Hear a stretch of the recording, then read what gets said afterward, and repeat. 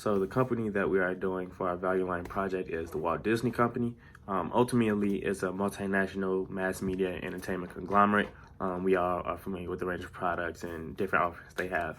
But it was founded in 1923. It's currently headquartered in Burbank, California, and it is a publicly traded company. Just a brief overview into like some numbers and insights regarding their financials. From the 2019 fiscal year, they made approximately 69.57 billion in revenue. Net income was sitting just north of 11 billion. Assets, they're over 193 billion, and equity sitting around 93 billion. All of these numbers were used in some of our later calculations, which you'll see in the later slide.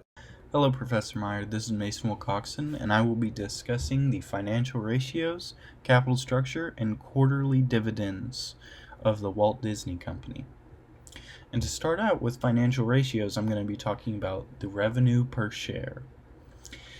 And first things first, we projected the revenue per share to decrease to 38.65.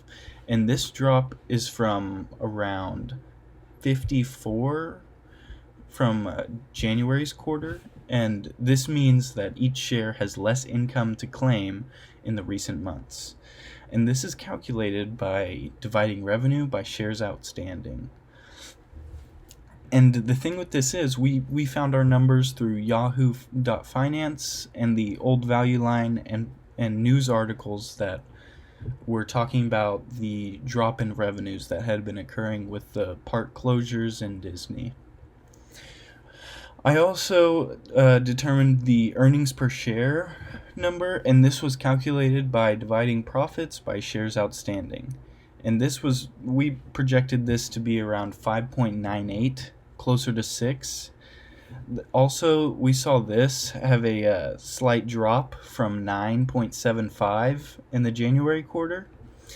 And this is due to a dilution in the profits since the company has been forced to close a lot of its parks. And then one other financial ratio that I'll be talking about is common shares outstanding.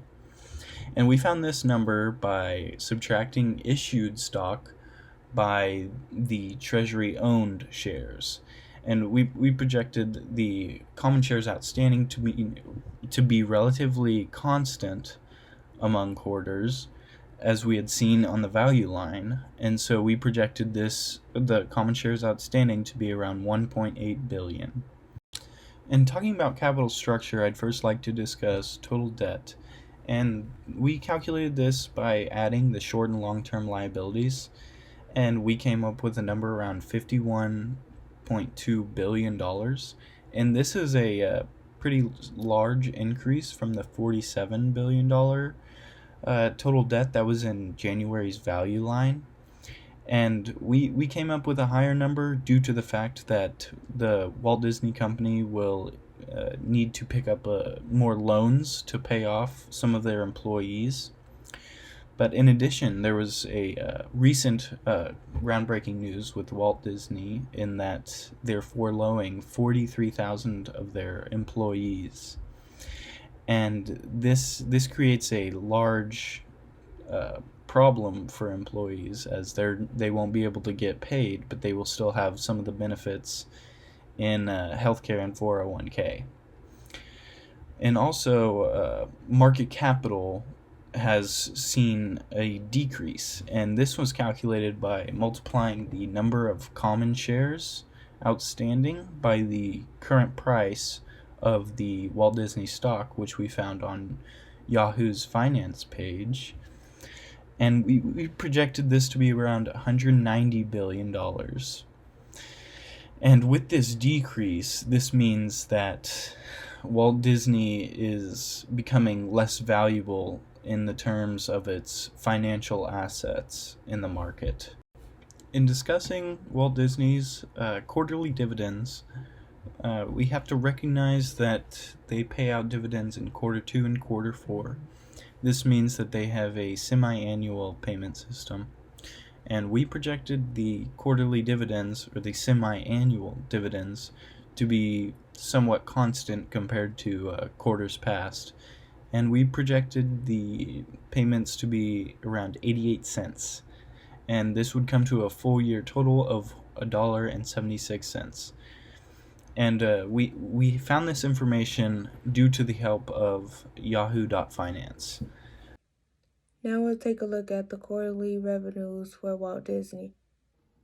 In quarter one, we predicted that the revenues would be $20,850 billion. In quarter two, we predicted that the revenue would be $12 billion. In quarter three, we predicted that the revenue would be $14 billion. In quarter four, we predicted that the revenue would be $20 billion. And finally, in overall, the full semester, we predicted that the revenue would be $66,850 billion. The quarter one report was given to us in the value line report from January 31st, 2020. As you can see, from quarter two to quarter four and so on, we calculated these predictions in comparison to the value line revenue predictions. We also used the recent news about Walt Disney to make these predictions.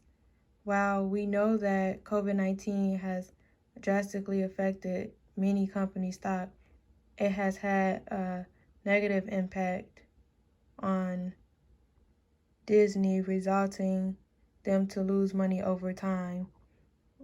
So in quarter 2 and 3, we see that they lose money based on what they could have made this year, opposed to what we predict that they will make this year. And then we also see in quarter 4 that they don't lose as much money as they did in quarters 2 and 3 due to this pandemic. Based on the news, we also see that Disney parks may not be reopening this spring, which is why our quarter 2 and 3 revenues are slightly affected, and the company will potentially lose money. We also predicted that Disney will adapt to this change in some form or fashion. One way for them to adapt to this pandemic crisis would be for them to produce more media content through their Disney Plus streaming service. And they can also generate revenue through different forms of business. In this presentation, we will also like to share with you the high and low prices we predicted that Disney stock will have this year. So for this year, we thought that Disney would have a high of 153.41, and this was based on the value line's high price from December. We also predicted that the lowest price this year would be 79.07, which was based on data from Yahoo Finance on March 18, 2020. Disney stock reached its lowest price. However, on April 9, 2020, Disney stock presented a low of 103.53. So we feel that Disney has the potential to reach this high price by the end of the year. As you can see from these 3 months of data on the graph, Disney was doing relatively great before being forced to close its resorts and theme parks. Since their stock is currently unsteady with several increases and decreases since February, the future is slightly unpredictable at this point. So for a part of our project, we wanted to pull out a variety of rankings for our company, just regarding different financials. So on this slide, we have timeliness, safety, and technical. For the timeliness rating, they got a rating of a 3, which is considered about average. And what timeliness is when you take 1,700 stocks, relative to each other to measure price performance. So Disney, since they got a 3, which is average, this typically means that the stocks are expected to have to have relative price performance that is typically in line with the value line universe overall. And the average is typically about 900 stocks. The second rating we have is for safety. Disney got a rating of a 1, which is the highest, meaning that they are typically the safest and most stable and also least risky investments that you can make as far as picking from companies. And then finally, we have our technical rating. What this is when you predict short-term future price returns, essentially. So Disney got a 2, which is considered above average, meaning that it is less risk and typically brings about greater returns for your investments. So some more financial rankings we have includes financial strength, stock price stability, price growth persistence, and also earnings predictability. So for financial strength, what that is when you measure a company's financial condition overall. So Disney got a rating of an A++, which is about the best you could get, meaning that they're one of the strongest companies with the least debts, most financial assets, and just in best standing financially. For stock price stability, they got a rating of a 90, and this means that they're typically in the top 15%. What this is when you measure the overall volatility of the weekly percent changes in the price over the last 5 years. So since they got the 90, like I said, this means that they are typically in the top 15% of companies. The third ranking on the slide is the price growth persistence. So Disney, they got a ranking of a 75, which is typically above average. And this is just measuring historical tendency of a stock market to show the price increase. So since they got above average, this means the price could typically increase, but at a pretty steady rate. And the final ranking that we have for Disney is their earnings predictability. For this ranking, they got an 85, which means that the stock is pretty stable for the most part. But over a short period of time, over a longer period of time, there'll be slight changes in the numbers. So since they're stable, like I said, it'll pretty much put the investors and just good stocks overall in good earning positions for their investments.